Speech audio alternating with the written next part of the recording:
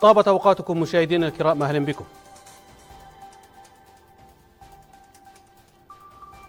الرصاصة تقتل فردا والقنبلة تقتل العشرات، ولكن فتوى علماء السلاطين يمكن أن تقتل الآلاف. كيف تحولت بعض المنابر إلى أبواب لتوظيف وتمرير أجندات سياسية على ظهر الدين تخدم المطامع الاحتلالية. كل الطرق مباحة إذا كانت تؤدي إلى النصر. على هذا المبدأ الميكافيلي يؤسس الرئيس التركي رجب طيب أردوغان سلطنته المزعومة. ذاك السلطان الذي تحالف مع الشر من أجل مشاريعه الاستعمارية القائمة على العنصرية وإبادة الشعوب، عند كل ضائقة يتستر خلف مقدسات الدين الإسلامي. بدنانيره وبطشه حول منابر الجوامع إلى أبواق تنفخ لتمكين ديكتاتوريته ونشر القمع والفوضى في أرجاء المعمورة. يعمل السلطان على تحويل الدين الذي أتى رحمة للعالم إلى أداة للقتل والتنكيل والنهب وإبادة الشعوب. ظهر ذلك جليا بعد أن نفخ السلطان في أبواقه الذين ادعوا الإسلام في الجوامع والمساجد التركية من أجل تقديس حربه في عفرين وتمكين إمارته في أنكورة وقونيا. يقول رسول الله صلى الله عليه وسلم في حديثه الشريف: لا تغدروا ولا تغلوا ولا تقتلوا وليدا ولا امرأة ولا كبيرا فانيا ولا منعزلا بصومعة ولا تقربوا نخلا ولا تقطعوا شجرا ولا تهدموا بناء. هذه هي أخلاق الحروب عند المسلمين، تلك التي لا تلغي الشرف في الخصومة أو العدل في المعاملة ولا الإنسانية في القتال أو ما بعد القتال. لكن أبواق السلطان دعوا إلى القتل والسبي والتدمير، وانكشاريه كانوا مجرد قتلى مأجورين.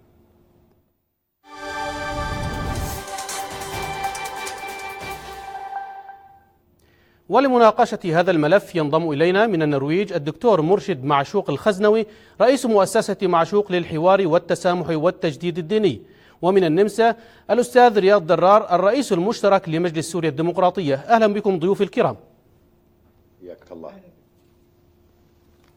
دكتور معشوق، يعني السلطان العثماني الجديد الذي يحاول أن يشرعن سلطنته وإمارته على تركيا وعلى العالم الإسلامي أجمع، رجب طيب أردوغان، حتى أن يوسف القرضاوي سابقا قال أنه أمير المؤمنين. كيف أنتم تقرؤون شرعنة رجب طيب أردوغان وتنصيب نفسه سلطانا على العالم الإسلامي؟ شكرا لك أخي الكريم. في البداية تحية لك ولضيفك العزيز الكريم الصديق والأخ الكريم أستاذ رياض، والتحية أيضا موصولة للإخوة المقاومين في عفرين ضد هذا الغزو الغاشم من السلطان التركي وسلطان جماعة القرضاوي. حقيقة هذه قضية لابد من الإنسان أن يعود فيها إلى الجذور. فبتصوري يعني قبل أن نتحدث عن هذه الشرعنة وما أيده به الدكتور يوسف القرضاوي، لابد من العودة إلى جذور هذه المؤسسة. بتصوري منذ سقوط الخلافة العثمانية المزعومة لا ردها الله، والتي انتهى ظلمها على المسلمين منذ ما يقارب 100 سنة، لم يمر على المسلمين وباء ولا بلاء كبلائهم بجماعة الإخوان المسلمين. هذه المؤسسة التي دائما ما تحاول أن تستخدم الدين من أجل تسويق مشاريعها، ومن خلال هذه الأمور هي تمرر يعني ما تريده وما ترغبه إلى العامة. فهم ليس باستطاعتهم أن يقدموا أنفسهم كسياسيين إلى العامة، إلى عامة المسلمين، لكنهم يوم يختمون قراراتهم بقرارات الرب أو عندما يختمون قراراتهم بختم الإسلام، فإنهم سرعان ما ينتشرون في جموع المسلمين كالنار في الهشيم. ولذلك هم يحاولون دائما أن يسوقوا مشاريعهم من خلال الختم بختم الإسلام.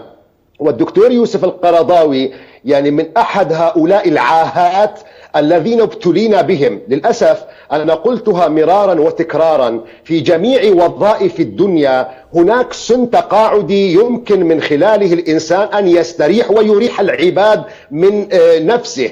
إلا في مؤسساتنا الدينية المفتي أو الشيخ يبقى إلى الأبد، إلى أن يتوفاه الله أو إلى أن يأتي أمر الله سبحانه وتعالى بالوفاة فننتهي من شره.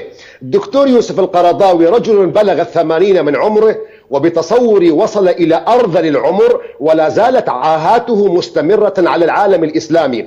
فما كان منه إلا أن قال في مؤتمر كما أشرت إليه، في مؤتمر شكرا تركيا، وهو المؤتمر الذي دعا إليه التنظيم العالمي لجماعة الإخوان المسلمين من أجل شرعنة سلطانهم وخليفتهم أردوغان، فقال: الحمد لله الذي رزقنا الله برجل اسمه رجب طيب أردوغان، هو خليفة المسلمين، سلطان ل1.5 مليار للمسلمين. هذا الرجل عودنا على هذه المقاويل وهذه الفتاوى، فهو رجل أفتى سابقا بقتل المدنيين في سوريا، وفتاويه منشورة في برنامجه الشريعة والحياة، وأفتى بقتل القادة والزعماء علنا كما في برنامجه الشريعة والحياة حينما أفتى بقتل معمر القذافي، وأفتى بقتل كثير من العلماء كما كانت فتواه المشهورة في جواز قتل الدكتور البوطي بالرغم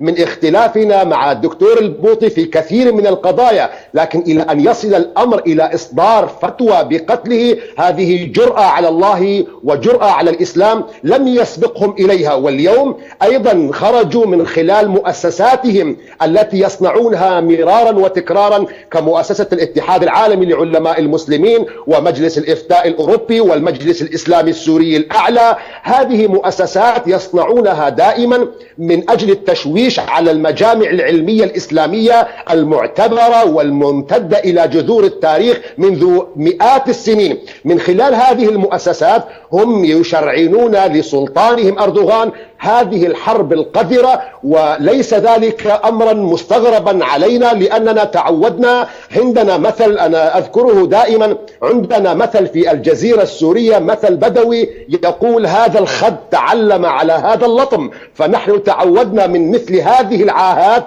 بمثل تلك الفتاوى. نعم دكتور مرشد، يعني البعض يقول أن ليس هناك بديل للعالم الإسلامي غير أردوغان.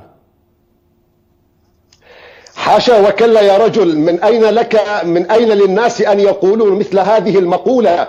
العالم الإسلامي نحن نتحدث عن 1.5 مليار وربما أكثر يعني من هذا مليار ما يقوله الجماعة الذي تحدثت عنه منذ قليل.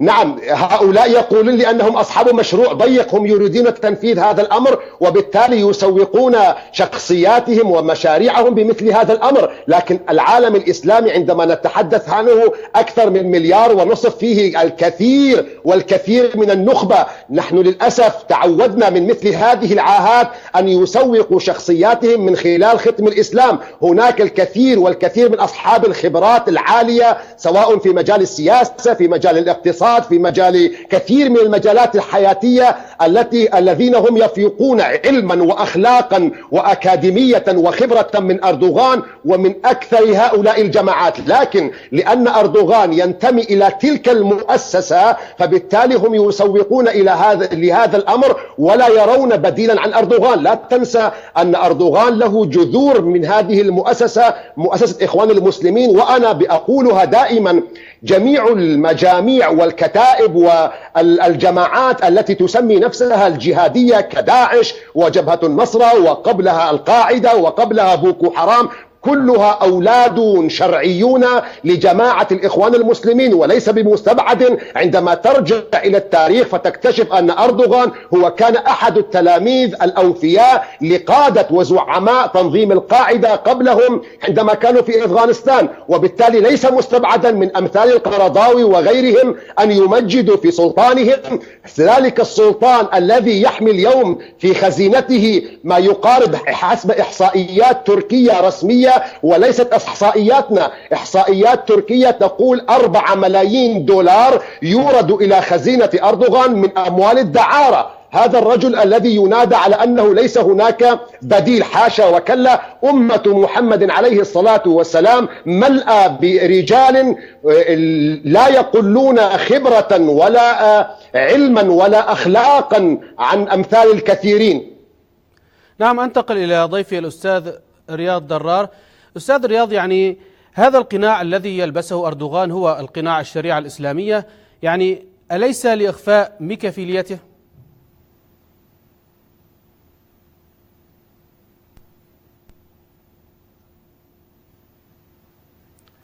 أستاذ رياض.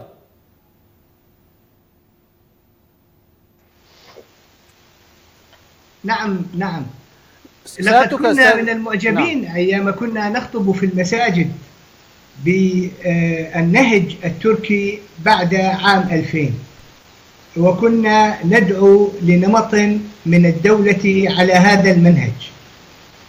وكان الطيب أردوغان في نظرنا رئيسا يستحق أن نعتبره قائدا. أنا أقول هذا أمام الجمهور الذي يسمعني. وبقينا فترة ونحن نرفع شعار الديمقراطية الإسلامية في مدينتنا في دير الزور، وكان معنا عددا من الخطباء لا زالوا يذكرون حواراتنا وأحاديثنا وتوجهاتنا.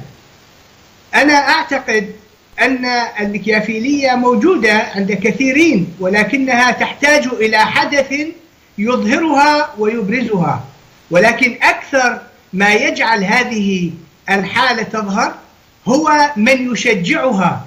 نحن لم نشجع طيب أردوغان، كنا نراه قائدا خرج من بين الإسلاميين يمكن أن يمثل الظاهرة، لكن اكتشفنا فيما بعد أن المشروع العلماني في تركيا هو الذي أظهر الدول أو النظام أو الحزب الإسلامي وقائده المسلم.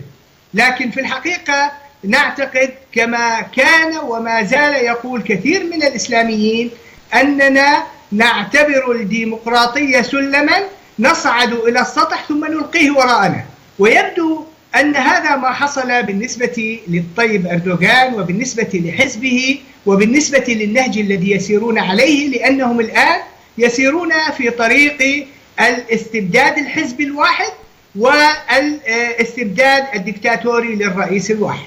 هذا نمط كان ينتظر الفرصة، ومن أسف أن نجد من يشجعه من الإسلاميين غير المتنورين، لأننا نعتقد أن الظاهرة الداعشية موجودة في عقل هؤلاء المشايخ، سواء كانوا يحملون السلاح أو لا يحملونه، وبالتالي هم ينتظرون إعادة الخلافة على كل عيوبها دون أن يدخلوا العصر ودون أن يوجهوا تصوراتهم ومعايشتهم من أجل بناء حياة معاصرة حديثة يعيش بها الشعوب آمنين مطمئنين. بالنسبة أعود إلى السؤال لهذه الميكافيلية الموجودة عند رجب طيب أردوغان، يبدو أنها كانت مستترة تنتظر الفرصة لتخرج إلى السطح. هذا ما حصل بعد الانقلاب الذي يعتبره انقلابا مرسوما، وبعده بدأت محاولات السيطرة. أما بالنسبة للأحقاد العنصرية والأفكار الاستبدادية فيبدو أنها كانت تنتظر الفرصة، وهي الآن تبدأ بظهورها لنكرر باسم الإسلام ظاهرة صدام وظاهرة القذافي وظاهرة حافظ الأسد وكل الدكتاتوريين الذين عاشوا في هذا الشرق الذي يعاني من قادته ورؤسائه. نعم أستاذ رياض، يعني سمعت ضيفي الدكتور مرشد حين يتحدث أن هناك أطراف تقول أن أردوغان هو أمير المؤمنين. مرة قدم نفسه أنه رجل علماني، ومرة قدم نفسه أيضا كرجل قومي عنصري، والآن يقدم نفسه وأنه يجاهد باسم الدين. ما هذه المفارقات بين تقديم نفسه يعني؟ بالتأكيد، وأوجه التحية للشيخ مرشد لأننا نحن نحمل أفكارا مشتركة. والحقيقة أنا أعتقد أن هذا الادعاء من قبل أردوغان بأنه يحمل سمات ديمقراطية وعلمانية يحتاج إلى الاستمرارية. عندما انكشف على حقيقته بدأ يرفع شعارات أخرى. وأقول مرة أخرى أن الرجل هناك من يشجعه ويعطيه، رغم يعني قد اكتشفوا بنيانه وبنيته، وبالتالي فهم يشجعون هذه الحالة النفسية لديه وهذا الاستعداد للسيطرة وللترأس، فهو أبعد المقربين منه، وأصبح الآن ظاهرة لوحده، يريد أن يعيد الخلافة ويريد أن يسيطر على الشرق الإسلامي ويريد أن يعيد أمجاد الدولة العثمانية، وهذا تجاوزه الزمن. يعني نحن علينا كثيرا من الدولة العثمانية تخلفا واستبدادا وانحرافا وفسادا، وهو يفكر الآن بأن لها إيجابيات يريد أن يعيدها لنا. ماذا يوجد في الدولة العثمانية حتى نستعيدها من أجل أن نعيش حياتنا المعاصرة؟ ثم ماذا يوجد في حياتنا كتاريخ؟ نحن لدينا من الفساد والاستئثار والاستبداد باسم الخلافة ما ليس فيه، يعني لا يكفيه كتاب. وبالتالي فهذه الإعادة هي إعادة شكلية سياسية وليس لها أهداف إلا السيطرة والاستبداد. الخلافة ليست مشروعا دينيا، الخلافة طريقة ومنظومة حكم قامت بعد وفاة النبي صلى الله عليه وسلم، ولا يمكن أن تحكمنا هذه الصورة طوال العهود، لأن الناس يختارون شكل الحكم، والناس هم الذين يرسمون حياتهم السياسية، وإذا أدخلت الدين في السياسة أفسدتها، وإذا أدخلت السياسة في الدين أفسدته. وبالتالي فالعزل والفصل بين الدين والسياسة هي من المطالب الأساسية في هذا الزمان. ومن يريد أن يعيد الخلافة الآن فإنه يريد أن يعيد الفساد والاستبداد والقهر باسم الدين.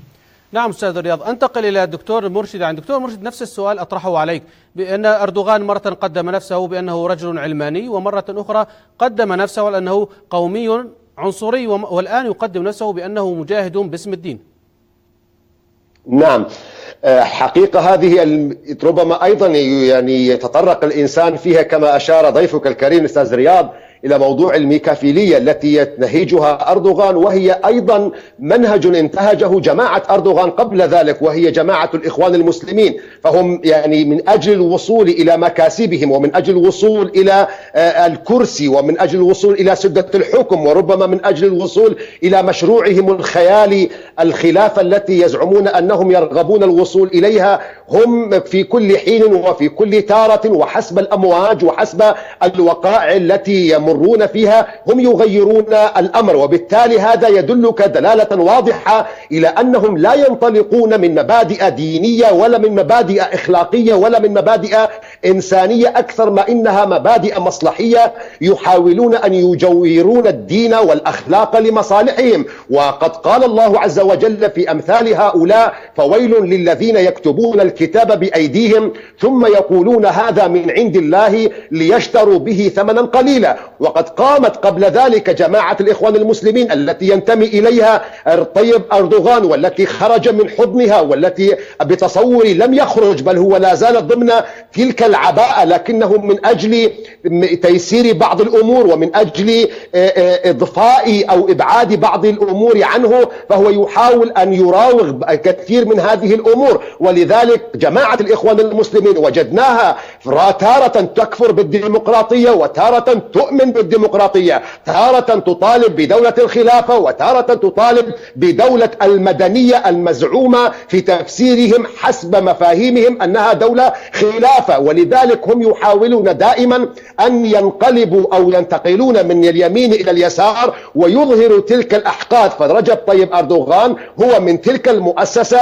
التي حين يطلب منه أن يخرج الرداء العنصري سيخرجها، وعندما يتطلب الأمر أن يخرج الرداء الديني سيخرج ذلك حسب تلك الأمواج. فنحن شاهدنا عند وقت اللزوم في مؤتمر دافوس على سبيل المثال، عندما كان يريد أن يكتسب بعضا من الشعبية في الشارع التركي وفي الشارع الإسلامي، هو قام زاجرا ومنهرا رئيس الوزراء الإسرائيلي، وكان حاميا ومدافعا عن قضية الفلسطينيين وعن قضية القدس. بعد ذلك عندما تطلب الأمر أن يسهل الاقتصاد للتركي، كانت ناقلاته التركية والأسطول التركي الخطوط الجوية التركية من أكبر الأساطيل من وإلى تل أبيب. وبالتالي حتى شركة كان يرأسها ابن أردوغان وهو أحمد بولاق أردوغان هي من أكبر الشركات التي كانت تساهم في نهضة الاقتصاد الإسرائيلي، فبالتالي هذا التلون هي طبيعة وعادة عند أردوغان وعند جماعة التي ينتمي إليها أردوغان، فهم كالحرباء يتلونون بكل لون حسب المصلحة وحسب المصالح التي تسهل لهم أمورهم. هؤلاء جماعة استخدموا الدين واستخدموا الإسلام رداء من أجل أن يضحكوا به على عقول بسطاء الكثير من المسلمين. نعم دكتور مرشد، يعني في بداية العدوان التركي على عفرين أمرت السلطات التركية الدعاة والخطباء وأئمة المساجد بالدعاء للجنود الأتراك في هذه المعركة. نعم، وهذا أيضا كان من ضمن الأمور التي يحاول فيها أن يستخدم الدين ضد الكرد، وبالتالي حقيقة أنا لابد أن أسجل أيضا هنا نقطة، ربما أنا أتفهم كثيرا ردة الفعل عند كثيرين من شبابنا الكرد، لكن ردة الفعل لابد أن تكون عاقلة. فللأسف الكثيرون من شبابنا الكرد أيضا انجروا تحت هذه المسميات إلى أن يظهروا ردة فعل عكسية تجاه الدين، فهم تناسوا أردوغان، تناسوا جماعة الإخوان المسلمين التي تحاول الاستغلال ومحاولة استخدام الدين إلى أن يظهروا كثيرا من الأحقاد تجاه الإسلام، وهذا أمر خطير لابد التنبه إليه. فأردوغان وجماعته دائما يريدون منا أن نظهر عداء للإسلام، وحاشا وكلا، فنحن شعب مسلم نحمد الله سبحانه وتعالى على نعمة الإسلام، نشهد أن لا إله إلا الله وأن محمد رسول الله. لكن أردوغان عندما أراد أن يستغل عواطف كثير من الشعب المسلم وخصوصا من الشعب الكردي المتواجد في الجزء المتواجد في تركيا، استخدم الدين، وبعد ذلك استخدم الدين في تشويه كثير عندما أرسل الكثير من المشايخ والعلماء والخطباء إلى جبهات القتال، وعندما كبس على زر استخدام الدين من خلال فتاوى صدرت من المجلس الإسلامي السوري الأعلى الذي أصدر فتاوي حقيقة فتاوى عندما قرأتها أنا تذكرت مقولة سيدنا عبد الله بن عمر بن الخطاب رضي الله تعالى عنه عندما تحدث عن الخوارج، عندما قال إنهم يذهبون إلى آيات نزلت من الكفار فيجعلونها على المؤمنين. تلك الفتوى الظالمة التي استخدموا فيها آيات يتحدث الله سبحانه وتعالى عن الكفار المقاتلين للمسلمين فاستخدموها على المسلمين في عفرين وفي الشمال السوري. لذلك هؤلاء عندما تنظر إلى تاريخهم وهؤلاء المجموعة من المشايخ الذين وقعوا على تلك البيانات، أنت تعرف حقيقة كيفية التلون والميكافيلية التي يستخدمونها، في حين كان ضيفك القدير الشيخ رياض درار موجودا في معتقلات وفي سجون النظام السوري. كان كثيرون من هؤلاء المشايخ هم يمجدون ويسبحون بحمد بشار الأسد، وعلى سبيل المثال بيت الرفاعي والشيخ ساري الرفاعي والشيخ أسامة الرفاعي. في يوم كان والدي مسجونا في سجون سوريا وقطع أجزاء موصولة في السجون السورية، ويوم كان الشيخ رياض درار معتقلا في سجون سوريا كان مجموعة كبيرة من هؤلاء المشايخ الذين وقعوا على تلك الفتوى الظالمة يمدحون ويسبحون بحمد الأسد.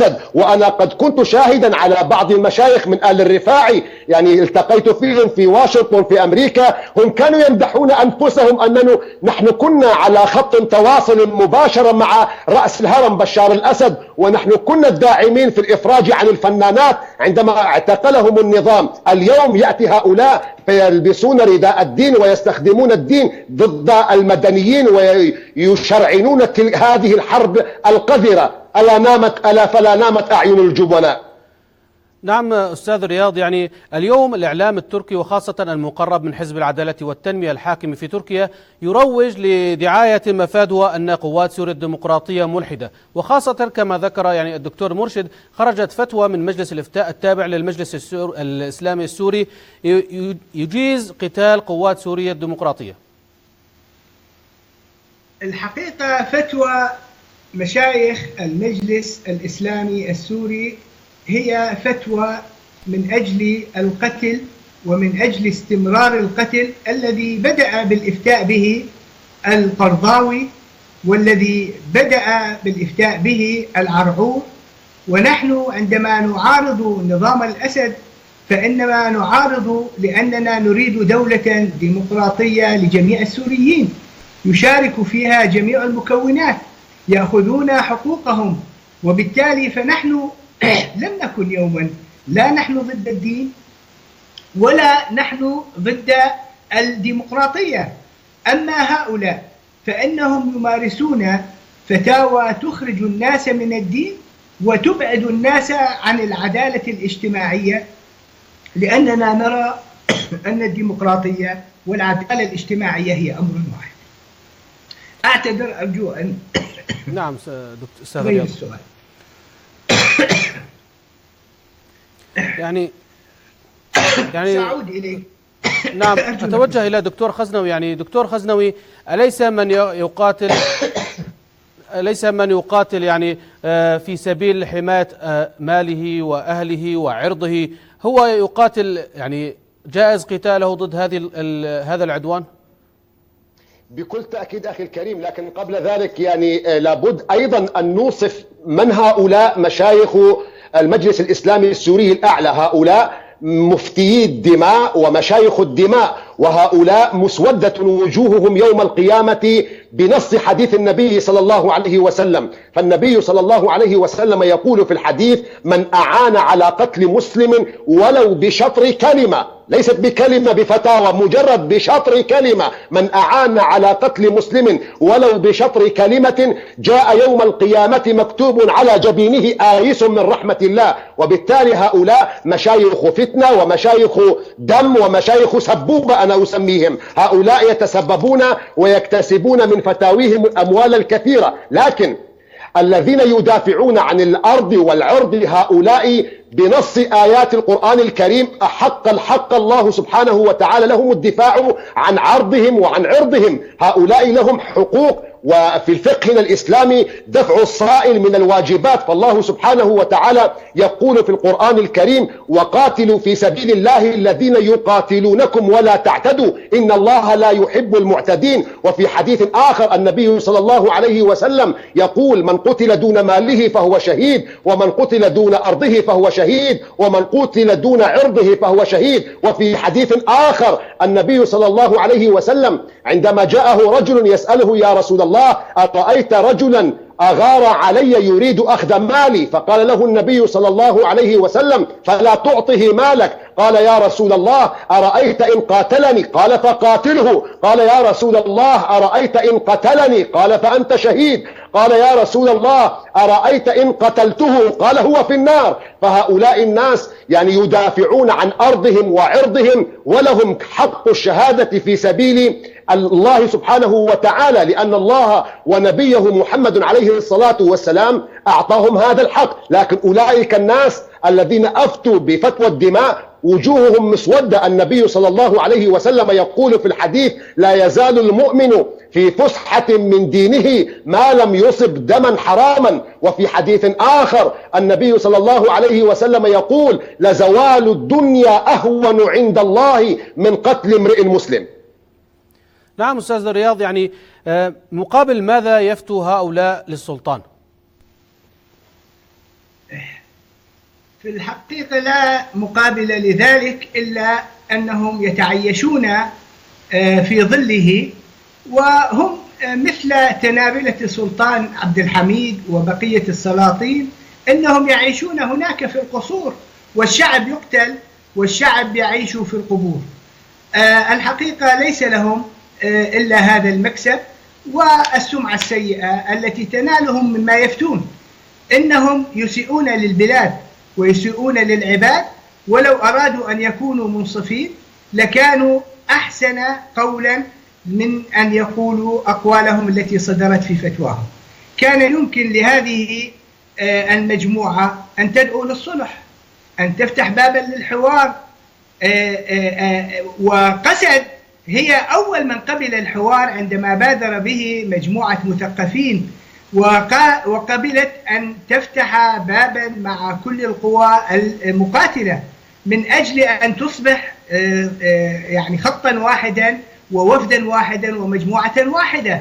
ولكن هؤلاء يبدو أنهم لا يقرون ويتهمون اتهامات باطلة، لأنهم فقط تابعون للقرار التركي الذي هو قرار عنصري أولا ضد الكرد خاصة، وهو قرار استبدادي ثانيا، لأنه يريد أن يسيطر على القرار السوري وعلى القرار الحر الذي يمكن أن يصدر من كل سوري.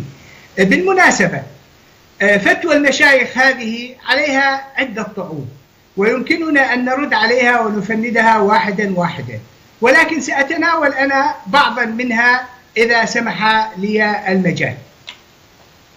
هم يعلنون أن قسد تخالف الثورة وتطلعات الشعب السوري. السؤال: هل بقي فيها ثورة حتى الآن؟ ثم تطلعات الشعب السوري هل هم يحملونها والسياسيون الفاسدون، أم من يحملها هم قسد الذين حاربوا الإرهاب وهم يبنون بناء من أجل سوريا يجمع كل المكونات ويتطلع إلى وحدة الدولة السورية؟ ثم إنهم يرون أن قسد ناصرت النظام. الحقيقة قسد لم تناصر النظام، وهذه كذبة كبيرة، وهذا دليل أيضا أنه لا اطلاع لديهم على حقائق الأمور التي تقوم بها المجموعة البشرية التي تقوم بالإدارة الذاتية في المناطق، إنها تحافظ على الدولة السورية ولا تحافظ على النظام، بل هي في معارضة مع النظام سبقت قبل أن يقفوا هم خارج الحدود ويتحدثوا بمثل ما يتحدثون به. حين كانوا يصفقون للنظام كانت المجموعات الموجودة في كل مجلس سوريا الديمقراطية الآن هي مجموعات معارضة للنظام وتقف في وجهه وما زالت، ولكن هناك فرق بين مفهوم المعارضة ومفهوم الثورة.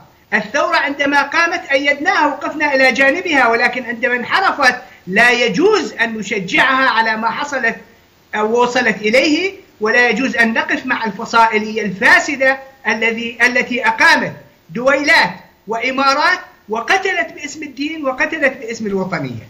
هذا لا يمكن أن يقبل منهم لأنهم لا يعلمون حقيقة الأمور.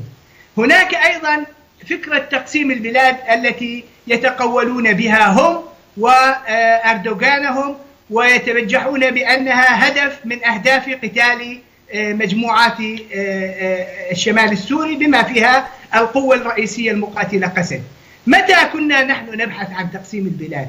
ألسنا نحن من ندعو إلى وحدة البلاد وندعو إلى أن تكون من درعا إلى القامشلي بلدا واحدا ولكن بنظام ديمقراطي؟ هم لا يبحثون عنه، بدليل أنهم أقاموا حكومة مؤقتة وهي مشروع انفصال، وأقاموا مشاريع انفصالية كثيرة حيث حلوا، وهذه مشاريع انفصال ولكن لا يتحدثون عنها. ثم اعتبار قتال قسد جهاد. من يقول أن قتال المجموعات المسلمة في قسد هو جهاد؟ هل قتال المسلمين للمسلمين جهاد؟ ثم ما تعريف الجهاد؟ لا ويرفعون الآية التي تقول وقاتلوا في سبيل الله الذين يقاتلونكم ولا تعتدوا. طيب من الذي يقاتل من؟ أنتم الذين تعتدون، وأنتم الذين تقاتلون أهل عفرين، وأهل عفرين آمنون مسالمون، وهم يحمون منطقتهم من المعتدين الذين اعتدوا عليهم عدة مرات، وهم لديهم من النازحين من يعيش بأمان. من هو المعتدي؟ وتستخدمون الآية عكس مدلولها من أجل فقط السير في الفساد وتشجيع الفاسدين. من أسف أنهم يبنون أيضا فتواهم على أن القوات التي يقاتلونها هي قوات نعم أستاذ ملحدة. رياض، يعني أطلنا على الدكتور المرشد. يعني دكتور المرشد، البعض يقول أن المفتون باسم السلطان هؤلاء هم أتباع أبو لهب أو أحفاد أبو لهب. لو جاز لي القول أن أقول حاشا وكلا، فأبا لهب كان عنده شيء من الأخلاق. يعني نحن نتهم زورا وبهتانا أبا لهب. ما الذي فعله أبا لهب؟ أبو لهب كان رجلا مشركا كافرا، فبالتالي كان متوافقا مع نفسه. أما هؤلاء أناس يدعون الدين، يدعون الإسلام، وبالتالي هم يحرفون الكلمة عن مواضعه. هذا أمر يعني مقزز ومقرف جدا ومؤسف ومجنون من يظن أن طريق الجنة مفروش بالدماء. هذا أمر حقيقة لا يقره لا دين ولا يقره إنسانية ولا يقره عاقل. لكن عندما تعلم أن هذه المجموعات التي خرجت من حضن جماعة الإخوان المسلمين والتي أسست الاتحاد العالمي لعلماء المسلمين، أنت اقرأ وثائق كتبها أسامة بن لادن بخط يده، أخرجها الأمريكان للعلن. أسامة بن لادن بخط يده أشاد بالاتحاد العالمي لعلماء المسلمين، وهو الذي أوصى أن يكون قطر هي مقرا دائما لهذه المؤسسة. وبالتالي هؤلاء يعني إذا سميناهم أولاد أو أنساب أو مريدي أبا لهب، فأنا أعتقد نحن نتجاوز على حرمة أبي لهب، باعتبار أبا لهب مع كفره كان لديه شيء من الأخلاق، لديه شيء من الإنسانية. أما هؤلاء المشايخ هؤلاء أناس فقدت عندهم الأخلاق، وفقد عندهم الدين، وفقد عندهم الإنسانية. وأنا يعني الشيخ رياض قال هؤلاء يعني لا يقرؤون الحقيقة، فأنا أزيده من البيت شعرا، يعني شعرا أقول: حتى لو علموا الحقيقة فلن يغير الأمر شيئا، لأنهم حقيقة يعلمون، وبالتالي يحرفون الكلمة عن مواضعه. والله سبحانه وتعالى تحدث عن أمثال هؤلاء فقال: ومن الناس من يعجبك قوله في الحياة الدنيا ويشهد الله على ما في قلبه وهو ألد الخصام، وإذا تولى سعى في الأرض ليفسد فيها ويهلك الحرث والنسل والله لا يحب الفساد، وإذا قيل له اتق الله أخذته العزة بالإثم. فهؤلاء أنا حقيقة أجد فيهم أناس باعوا دينهم بدنيا الآخرين، هم يتكسبون بفتاويهم، هم وقيادتهم على رأسهم الدكتور يوسف القرضاوي. انت اقرأ تاريخه وتاريخ فتاويه تجد أن هذه الفتاوى تصدر حسب من يدفع، من يدفع أكثر فهو الذي سيخرج الفتوى لصالحه. نعم دكتور، يعني وكالة الأناضول التركية نشرت وتنشر مقاطع فيديو لجنود أتراك عند دخولهم واحتلالهم لقرية ما في عفرين وريفها يقومون بأداء الآذان حتى وأيضا يكبرون، وأيضا هناك يقومون بجلب المشايخ إلى المنطقة ذاتها، وأردوغان يصور جيشه ويروج له أنه هو الجيش الفاتح لبلاد الكفار حسب وصفه. نعم، هذا ذكرنا هذا الأمر سابقا وأشرنا إليه، أنه من أجل أن يغرر ببسطاء المسلمين وأن يغرر خصوصا بالمسلمين المتواجدين الكرد المتواجدين في تركيا حتى يغسل لهم أدمغتهم، فهو يختم هذه الحرب القذرة بختم الإسلام من خلال قراءة سورة الفتح في كثير من المساجد، من خلال الدعاء، إخراج المشايخ والعلماء على التلفزيونات والدعاء لهم، من خلال استخدام العلماء والمشايخ إلى جبهات القتال أو إلى تلك المدن التي يظن أنه حررها ويرفعون الأذان، من خلال حتى يوهم الكثير من البسطاء المسلمين أنه فتح هذه البلاد من تلك القوات التي صدرت فتوى الظالمة بأنهم كفار، وحاشا وكلا لله. النبي صلى الله عليه وسلم أشار إلى من قال إلى أخيه أنه كافر فهو بها أولى، وأولئك أناس كما قال عنهم النبي صلى الله عليه وسلم: ستكون فتن 4، الأولى يستحل فيها الدم، والثانية يستحل فيها الدم والمال، والثالثة يستحل فيها الدم والمال والعرض. فتلك الفتاوى الظالمة التي استخدم هؤلاء المشايخ هم يحللون الدم والمال والعرض. ولذلك قديما قالت العرب: العيب من أهل العيب ليس عيبا. لكن أيضا هنا لابد أن أشير إلى نقطة، وأنا أرفع من خلال هذه القناة اللوم على الإخوة في قسد وعلى الشيخ رياض ضرار إذا قبل مني، وهو أخ كبير لي، لكن إذا جاز لي أن ألومه في بعض الأمور، والإخوة في حزب الاتحاد الديمقراطي أن ألومهم في مثل هذه الأمور. حقيقة هناك قصور كبير جدا، ربما لأن الإخوة في قسد أو الإخوة في حزب الاتحاد الديمقراطي لا يريدون أن يدخلوا في تلك القذارة التي وقع فيها أردوغان فيستخدموا الدين. لكن أنا أقول مساجدنا لما لا تقرأ سورة الفتح وياسين في وجوه قراءتهم لسورة ياسين؟ لماذا قنواتنا، لماذا إذاعاتنا لا تبث على مدار الساعة علماء ومشايخ؟ ولماذا لا نتواصل مع العلماء في مصر، في السعودية، في إمارات؟ هنا في العالم الإسلامي هناك كثيرون من العلماء الذين يعني لديهم أصوات معتدلة، وهم ينادون بالديمقراطية، ينادون بالحياة لجميع بني البشر على اختلاف أعراقهم، على اختلاف أنسابهم، على اختلاف أديانهم. هم ضد هذه الحرب القذرة التي يستخدم فيها أردوغان الدين والعلماء والمشايخ. لذلك هذه ربما أنا أتوجه بها إلى الأخوة في قسد وحزب الاتحاد الديمقراطي على هذا القصور، ربما لديهم لابد أن يعملوا أكثر من طاقتهم للتواصل مع مرجعيات علمية معتبرة معتمدة في عالمنا الإسلامي. هم أيضا مثلنا يفكرون، هم أيضا ضد هذه الحرب القذرة. نعم أستاذ رياض، يعني أعطيك الحق لكي تجاوب الدكتور مرشد على ما قاله. في الحقيقة لا نريدها حربا دينية. نحن نعم مع ضرورة أن نتواصل مع كل علماء المسلمين، مع كل المنظمات الإسلامية، وأن نوصل لهم الصورة الصحيحة.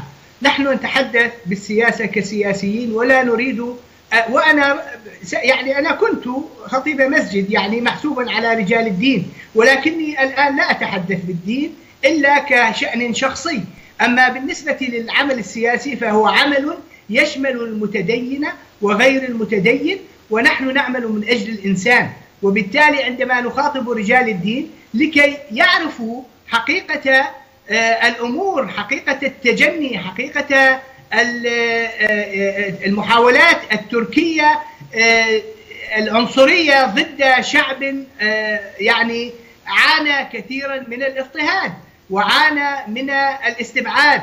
وبالتالي فنحن نفتح الأبواب للمعرفة وليس من أجل أن نصارع باسم الدين. الحقيقة ضروري جدا كما قال صديقي الشيخ مرشد أنه ضروري تعريف الناس بحقيقة هذه الحرب الظالمة، حقيقة هذا الاعتداء. وهنا نستطيع أن نقول عندما نرد على بيانات المشايخ وعلى تصرفات المشايخ فإننا نرد عليهم بأنهم جهلة لا يعرفون، وأنهم أكثر من ذلك يستخدمون الدين استخداما معكوسا. إنهم يستخدمون الآيات بعكس ما يراد لها، وهذا ما ورد في فتواهم التي أصدروها أخيرا.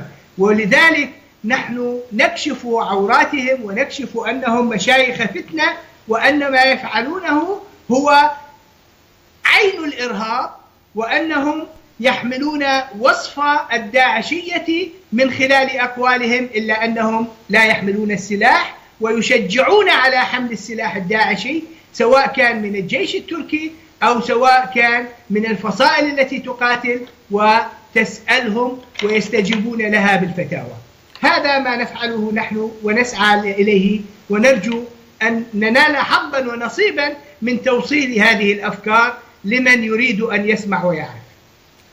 دكتور مرشد، يعني ظهرت صور كثيرة إعدام المدنيين باسم الفتح والدين في قرى عفرين. ما الحكم الشرعي بحق هؤلاء الذين يعدمون المدنيين في قراهم؟ أعتقد أنت أشرت إلى هذا الأمر في مقدمة هذا البرنامج عندما سردت حديث النبي صلى الله عليه وسلم، وجزءا منه كان من وصية أبي بكر الصديق رضي الله عنه إلى قادته العسكريين عندما كان يوصيهم في بداية الحروب كيف يتعاملوا مع النساء، مع الأطفال، مع الشيوخ، مع المختلفين معنا في الدين ما داموا سالمين، ما داموا مسالمين، ما داموا لم يقاتلونا. فبالتالي هذه الحقائق الإسلامية للأسف هذه مغيبة في هذه الحرب القذرة التي يستخدم فيها الإسلام بأي دين وبأي عقيدة وبأي أخلاق وبأي إسلام. يعني تجرد امرأة من ثيابها ويمثل في جثتها أمر لا يقبله الإسلام ولا الأخلاق. عندما جاء الصحابة إلى النبي صلى الله عليه وسلم يريدون أن يستأذنوا النبي صلى الله عليه وسلم في التمثيل بجثة رجل، منعهم النبي صلى الله عليه وسلم فقال لا، فيمثل الله بي ولو كنت نبيا. فأين هؤلاء من هذه الأحاديث المباركة الشريفة التي تنظم هذه الأخلاقيات؟